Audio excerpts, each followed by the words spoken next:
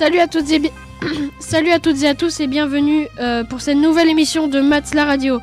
Au sommaire, en premier, Ewen top vente des jeux.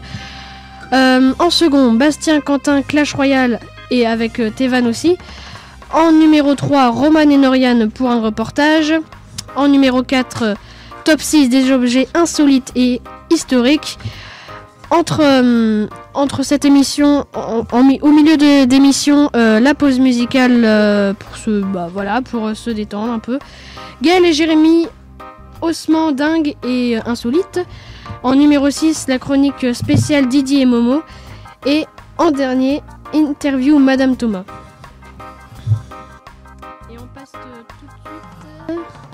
Et on passe tout de suite à la chronique d'Ewen top vente des jeux vidéo.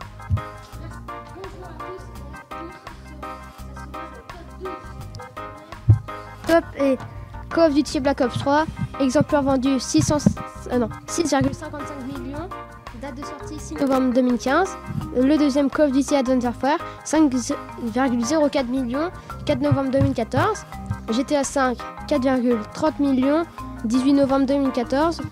Halo 5 Guardian, 3,67 millions, 27 octobre 2015, oui. Fallout 4, 3,63 millions, 10 novembre 2015. Assassin's Creed Unity, 3,39 millions, le 13 novembre 2014. Destiny, 3,21 millions, 9 septembre 2014. Star Wars Battlefront, 3,16 millions, le 19 novembre 2015. Halo 4, le The Master Chief Collection, 3,01 millions, c'est sorti le 14 novembre 2014. Titanfall, 2,85 millions, le 13 mars 2014. Call of Duty Ghost, 3,79 millions, le 29 novembre 2013. Et pour finir avec FIFA 16, 2,22 millions, 24 septembre 2015.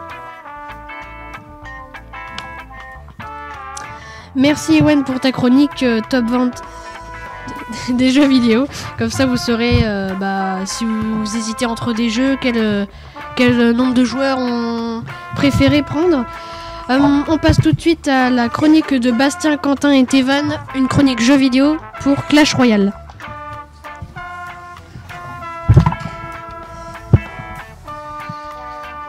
Yo tout le monde, aujourd'hui on se retrouve. On va vous présenter un jeu, se nomme Clash Royale. C'est un jeu de stratégie, de coffre et de deck. On peut rejoindre un clan au niveau 3 et demander des cartes. Il y a des différents coffres, exemple coffre en argent, coffre en or, coffre géant, coffre magique et super magique.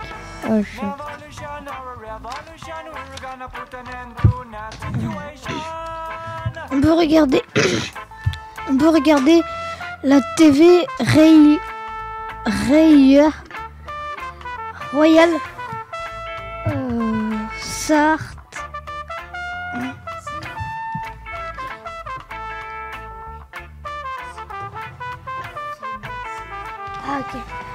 C'est les meilleurs joueurs qui jouent entre eux. On peut affronter d'autres joueurs en match. Le max d'élixir est 10. Il y a des troupes qui varient en élixir entre 1 à 10. Exemple, un géant coûte 5 élixirs.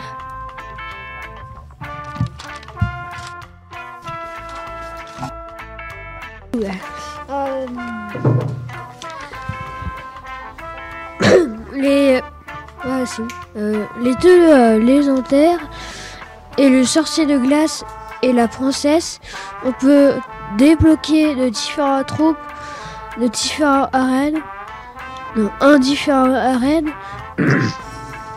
La plus nulle troupe et les squelettes, les meilleures troupes et le prince des négros. Bye. Merci les gars pour votre chronique. Petit problème technique au début, mais bon, c'est pas grave. Comme ça, si ça vous a plu ce qu'ils ont dit sur ce jeu, vous n'hésitez pas à l'installer. Hein. On passe tout de suite à la chronique de Roman et Norian, un reportage.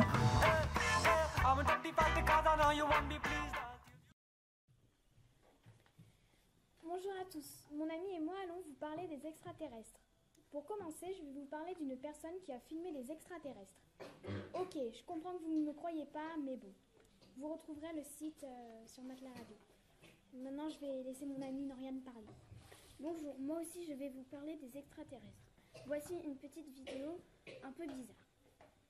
Allez, une petite dernière pour la route et après, ce sera nous qui vous expliquerons tout.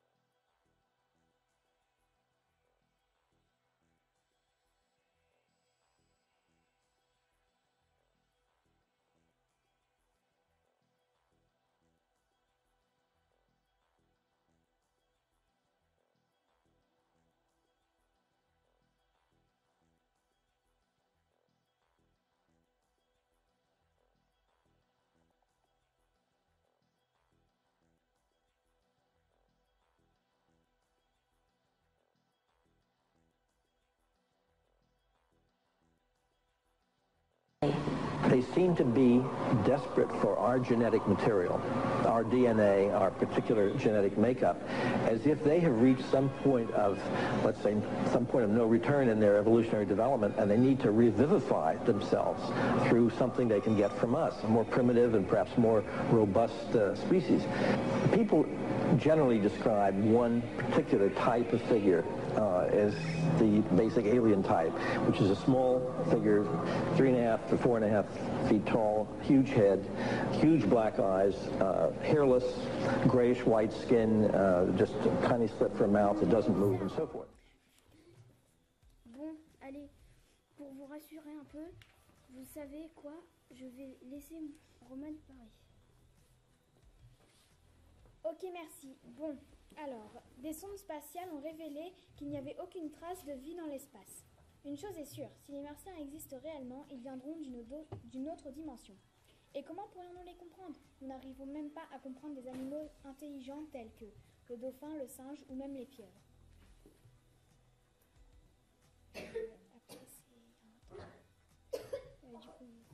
Il y a des personnes voient plutôt les extraterrestres comme ça.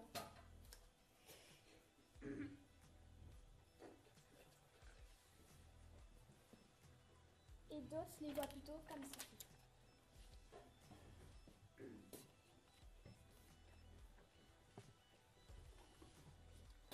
Maintenant, quelques photos d'extraterrestres et voilà.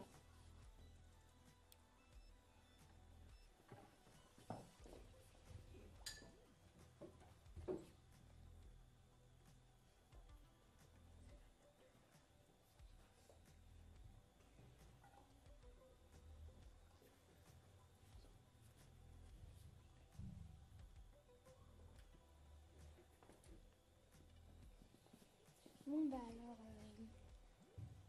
Salut! Merci les filles pour cette chronique qui fait peur. Maintenant, on passe tout de suite à la chronique de Joris. Top 6 des objets insolites et historiques. Bonjour, je suis Joris et bienvenue dans la chronique des top 6 des objets insolites et historiques. En 1, nous avons l'échelle inamovible. Littéralement, l'échelle du statu quo est une échelle de bois située sous l'une des fenêtres de la façade de l'église du Saint-Sépulcre dans le quartier chrétien de la vieille ville de Jérusalem. Faite de bois de cèdre éventuellement en provenance du Liban, cette échelle est mentionnée la première fois en 1757 et est restée au même emplacement depuis le XVIIIe siècle, hormis 2 déplacements temporaires. L'échelle est désignée comme inamovible en raison du fait qu'aucun clerc des 6 ordres chrétiens œcuméniques ne peut déplacer, réorganiser ou modifier quelque chose sans le consentement des 5 autres ordres.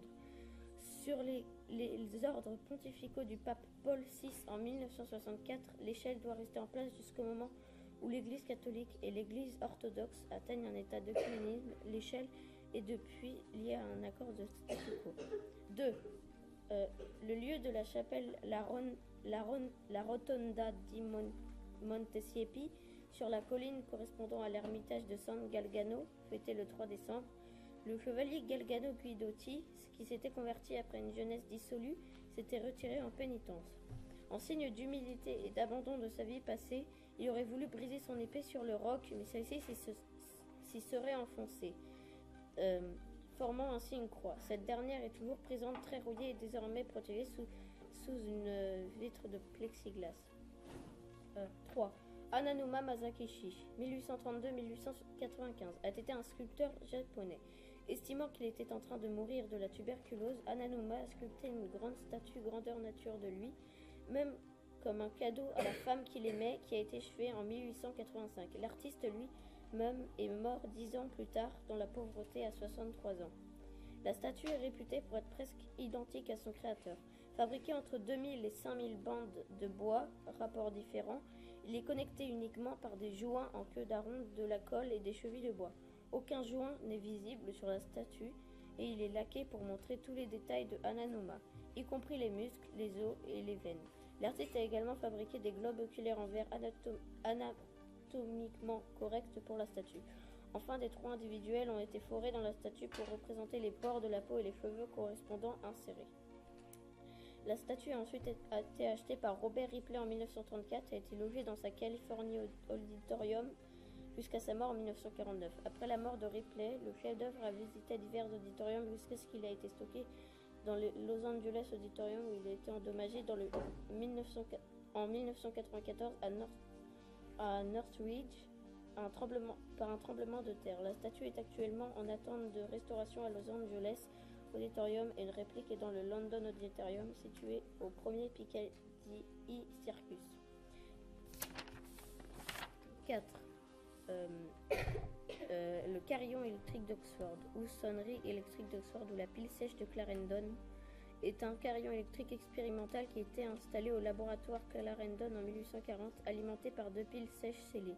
Il a continué à sonner depuis cette année-là, avec quelques courtes interruptions dues à un excès d'humidité.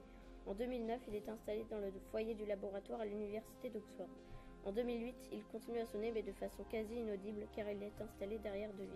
Ce type d'expérience joue un rôle important pour déterminer la véracité de certaines théories sur l'action électrique.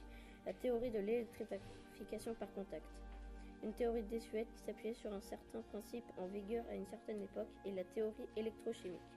5. En 1836, juste sous un sommet, 17 petits cercueils en bois contenant chacun une figurine sculptée ont été exhumés dans une petite grotte.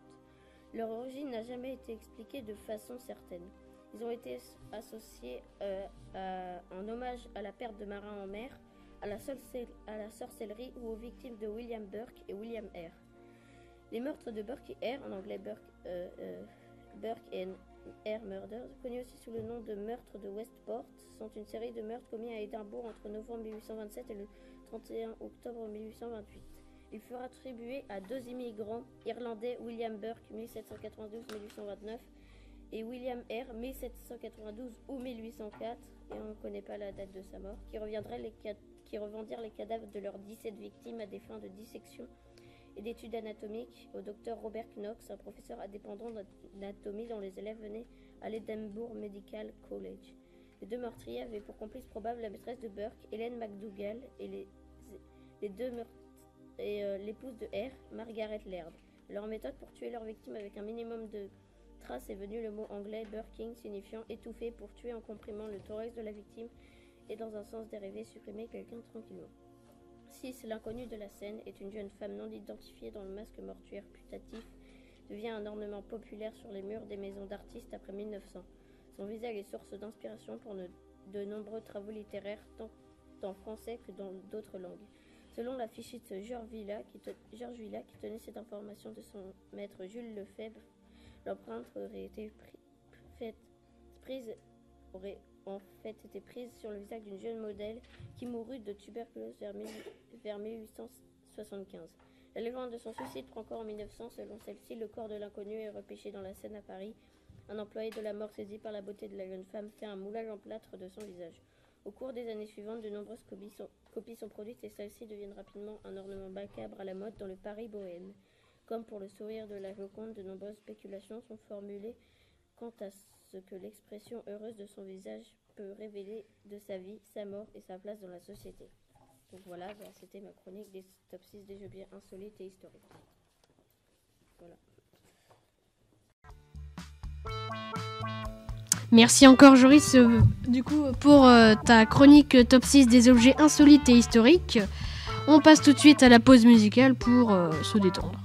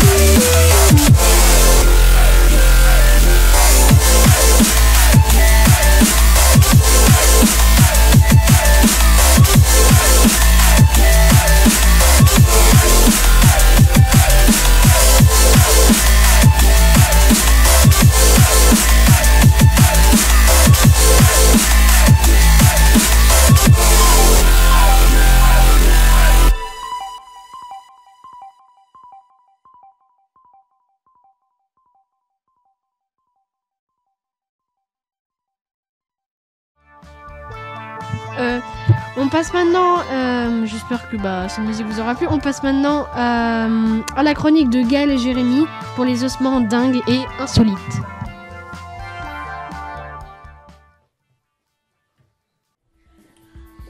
Salut à tous, aujourd'hui on vous présente notre collection, les os. Je vous présente mes crânes, les deux premiers sont des crânes de mouettes. Trouvés sur la plage, ils sont le résultat d'une tempête, ils s'écrasent sur les rochers. Et voici une image de crâne de mouette. Et maintenant, un crâne de goéland, trouvé aussi sur une plage avec le reste de son corps à moitié décomposé. Il se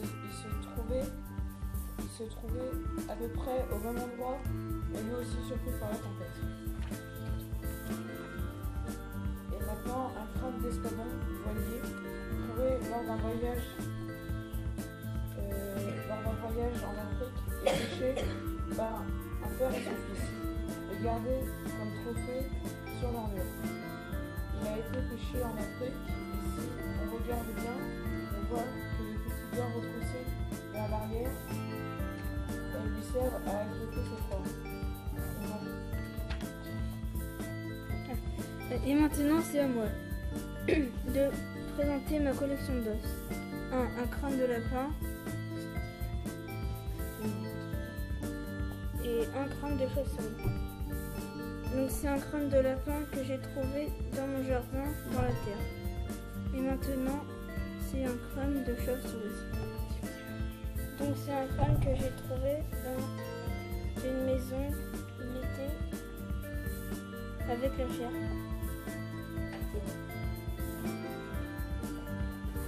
Merci à tous et au revoir.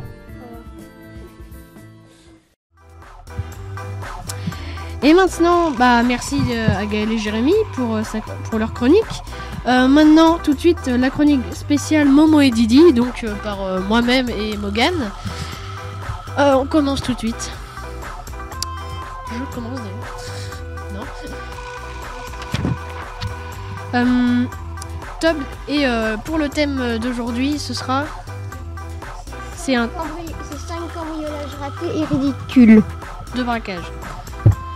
Alors, le premier. Armé d'un opinel et d'un slip pour masquer son visage, Daniel Enfray a été immédiatement arrêté par la guichetière qui n'a pas eu une seule seconde peur de l'homme. En effet, celle-ci lui a calmement demandé de déposer son arme blanche et appelé la gendarmerie. « J'étais complètement perdu à la sortie de prison », a-t-il déclaré au tribunal le 27 mai dernier après avoir été présenté à la cour en parution immédiate. Le jour précédent, son braquage manqué, Daniel Enfray avait également volé 2 vélos. « Je voulais juste aller en ville », a-t-il expliqué, relayé par le site de Le Manche Libre. Son avocat a défendu le malheureux en prétendant qu'il a besoin qu'on lui tienne la main. La prison doit tenir son rôle de réinsertion. Mais l'histoire du braquage raté de Daniel Enfray n'est pas le seul à faire sourire, comme le prouvent ses 4 autres faits divers.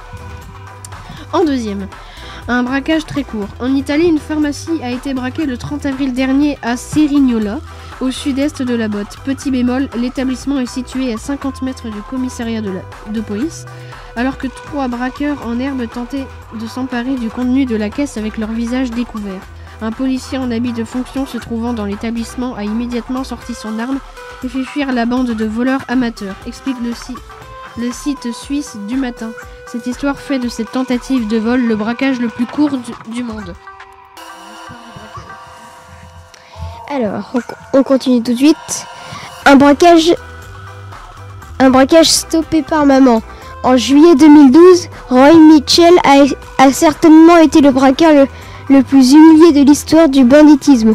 C'est dans la ville de Brandon, dans l'état de Mississippi aux États-Unis, que ce jeune homme de 22 ans a tenté de se faire un peu d'argent facile en braquant la caisse d'une station-service. Il a agressé la caissière en sortant son pistolet et en lui ordonnant de vider la caisse. Sans compter sur le fait que la mère du jeune homme l'attendait dans la voiture à l'extérieur de la boutique. Celle-ci s'est rendue à l'intérieur pour arrêter son fils et a pris l'arme à feu des mains de Roy Mitchell, une arme qui s'est avérée être un jouet en plastique. Un braquage au pauvre butin. À Düsseldorf, en Allemagne, 2 hommes armés sont partis avec un médiocre butin au mois de septembre 2012. À la manière de procéder, on peut soupçonner qu'il ne s'agit pas de criminels professionnels, avait déclaré le porte-parole de la police. Ça s'est terminé en farce, a-t-il ajouté.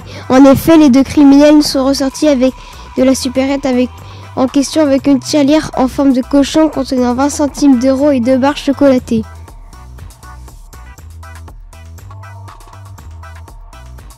Un braquage qui fait tomber le masque. En mars 2012, en Grande-Bretagne, Christopher Gisbon a décidé de braquer un magasin situé dans son quartier de résidence. Armé d'un couteau et muni d'un masque, il a menacé le caissier. Ce dernier courageux a poussé son agresseur qui est tombé en entraînant dans sa chute la caisse enregistreuse. Son masque tombé, le caissier a pu largement reconnaître l'homme à qui il avait accordé un crédit récemment. Prenant la fuite avec la caisse, Christopher Gisbon n'a pas vu que celle-ci était endommagée et laissé une traînée d'argent derrière lui, jusqu'à son domicile. La police n'a eu aucun mal à retrouver le criminel en herbe, explique le site Shark News.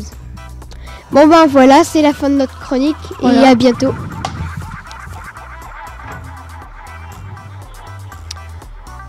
Continue. Alors, bah voilà, c'est la fin de notre chronique, comme l'a dit Momo. Maintenant, on passe à l'interview, dernière chronique, l'interview de Madame Thomas, donc présentée par Mathéo, qui l'a donc interviewée.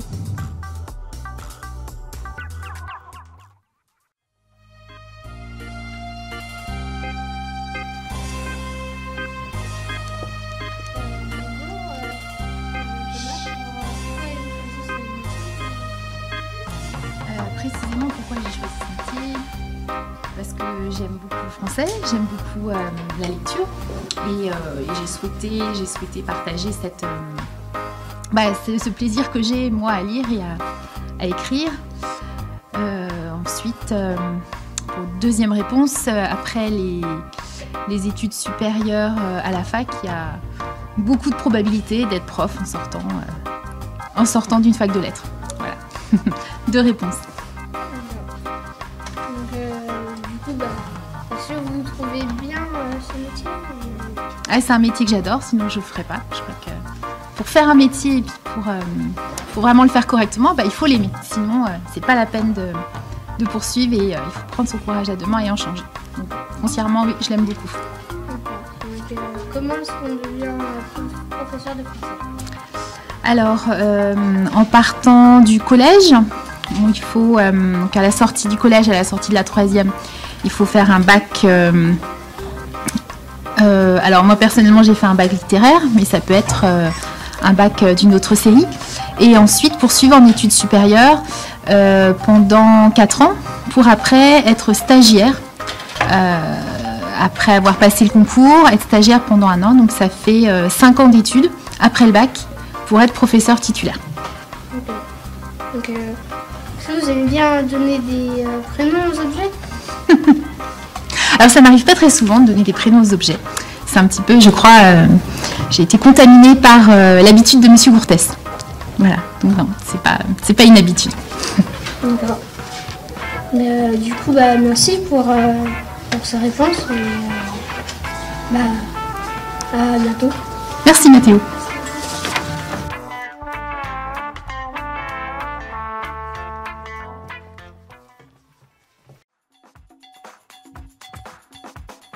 C'est déjà la fin de cette émission. Maintenant, on va appeler tous les chroniqueurs.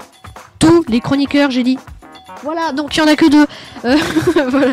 Voilà, c'est un blanc. Voilà, pour vous dire au revoir. On se retrouve donc pour une prochaine émission. J'espère que celle-ci vous aura plu. Ciao tout le monde. Et c'est que maintenant qu'ils arrivent, quoi. C'est que maintenant qu'ils arrivent. Aidez-moi.